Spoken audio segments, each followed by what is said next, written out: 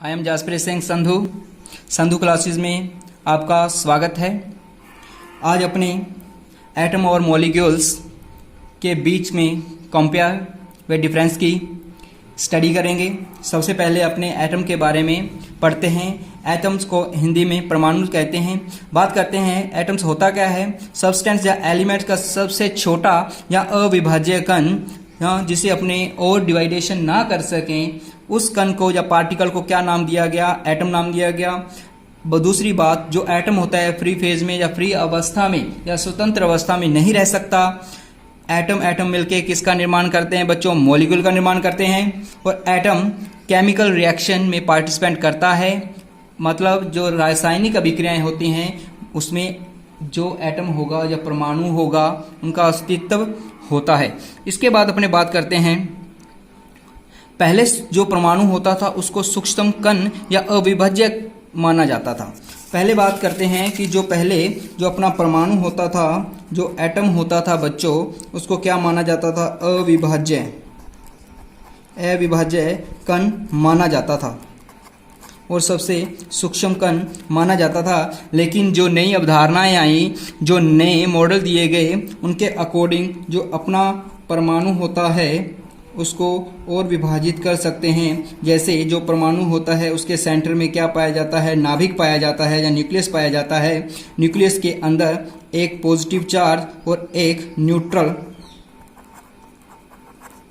Charge वाला कण पाया जाता है। पॉजिटिव चार्ज को बच्चों कहते हैं प्रोटॉन के नाम से जाना जाता है। किस नाम से जाना जाता है? प्रोटॉन के। और जो न्यूट्रल चार्ज वाले को न्यूट्रॉन के नाम से जाना जाता है। किस नाम से जाना जाता है? न्यूट्रॉन के नाम से जाना जाता है।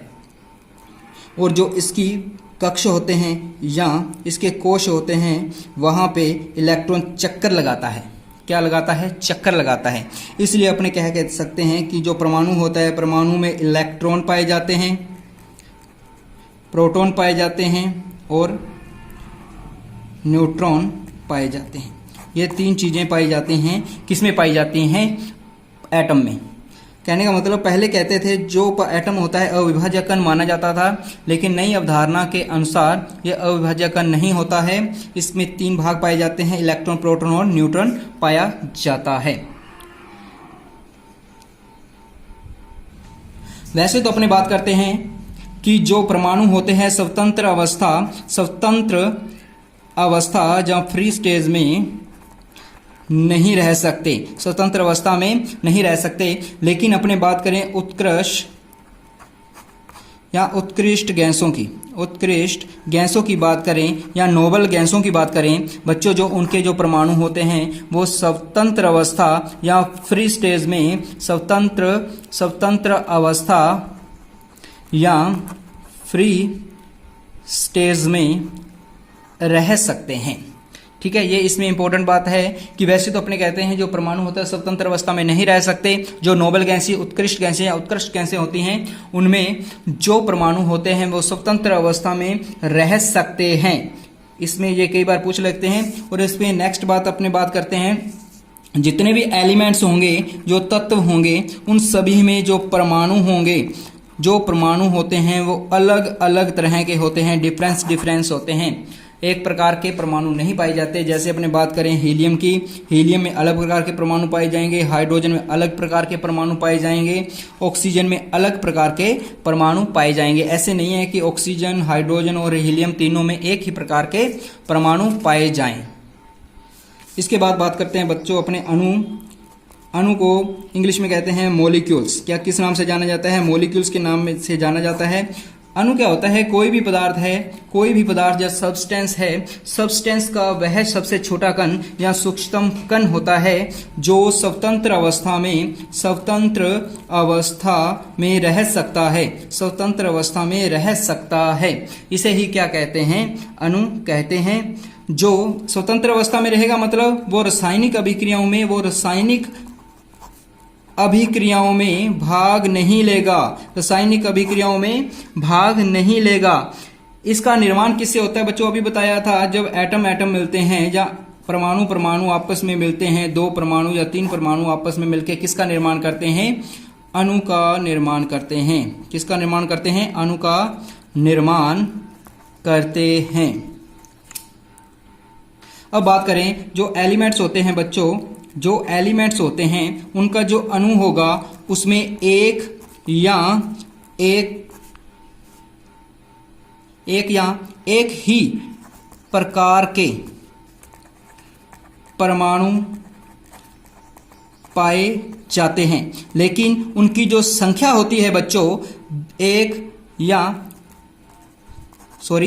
दो या दो से अधिक हो सकती है। यदि अपने बात करें यौगिक के अणु की बात करें, यौगिक के अणु की बात करते हैं तो इसमें क्या होता है, दो या दो से अधिक प्रकार के परमाणु पाए जाते हैं। दो या दो से अधिक प्रकार के परमाणु पाए जाते हैं। मतलब इससे अपनी परिभाषा निकलती है कि यौगिक क्या होता है। यौगिक क्या होगा, यौगिक की परिभाषा देखें तो क्या होगा, दो या दो से अधिक प्रकार के जब परमाणु आपस में मिलते हैं तो उसे क्या कहते हैं, यौगिक कहते हैं। लेकिन एक शर्त होती है, वो बच्चों शर्त क्या होती है कि जो परमाणु मिल रहे हैं वो किस मात्रा में होने चाहिए, वो निश्चित मात्रा में होने चाहिए।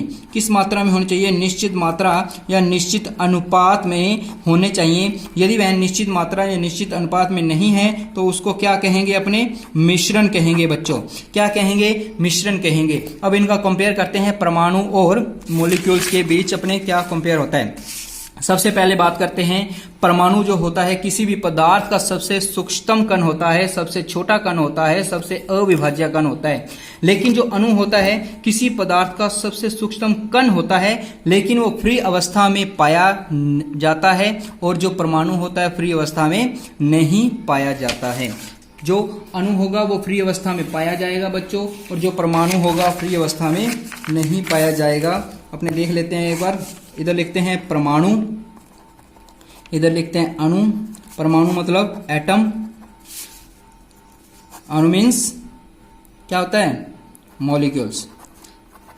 ये क्या होता है, किसी भी पदार्थ का सबसे कोई भी सब्सटेंस अपने पास है उससे सबसे छोटा कण होता है, छोटा पार्टिकल होता है, जिसे अपने और ज़्यादा विभाजित नहीं कर सकते। और ये भी क्या होता है, सबसे छोटा कण होता है और ज़्यादा विभाजित नहीं कर सकते। तो इंपॉर्टेंस बात होती क्या है, ये भी किसी पदार्थ का सबसे छोटा कण होता है, ये भी सबसे छोटा कण होता है। जो इंपॉर्टेंस बात है बच्चों वो अपने लिए क्या है कि ये फ्री फेज या स्टेज या अवस्था में नहीं रह सकता। ये फ्री अवस्था में नहीं रह सकता और ये फ्री अवस्था में रह सकता है। ये रासायनिक अभिक्रियाएं करता है। रासायनिक अभिक्रियाएं मतलब केमिकल रिएक्शन करता है, और ये केमिकल रिएक्शन नहीं करता बच्चों।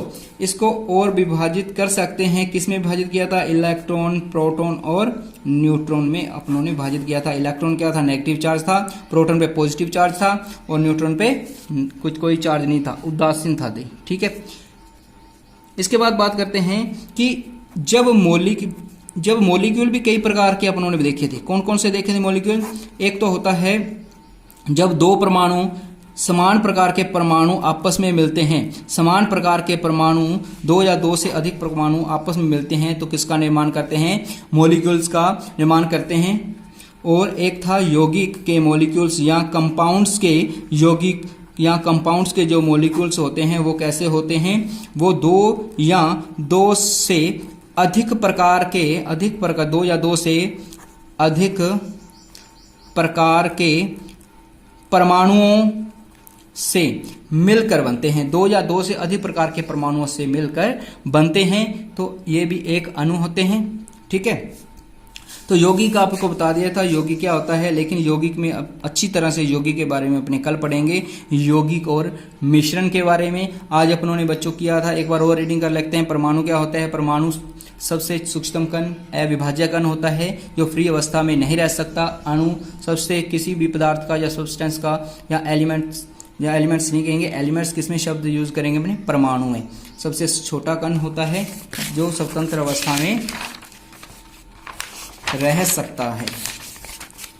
आज की क्लास उम्मीद है कि आपको अच्छी लगी होगी। Thank you very much. और मेरे YouTube चैनल को सब्सक्राइब कीजिए, इस वीडियो को लाइक कीजिए। इससे पहले की जो वीडियो बनाई थी बच्चों, उसमें थोड़ी सी प्रॉब्लम हो गई थी, वॉइस प्रॉब्लम। उम्मीद है कि इसमें आपको वॉइस प्रॉब्लम और आपको वीडियो में देखने की प्रॉब्लम कोई नहीं रहेगी। अच्छी तरह से आपको ये वीडियो दिखेगी। Thank you.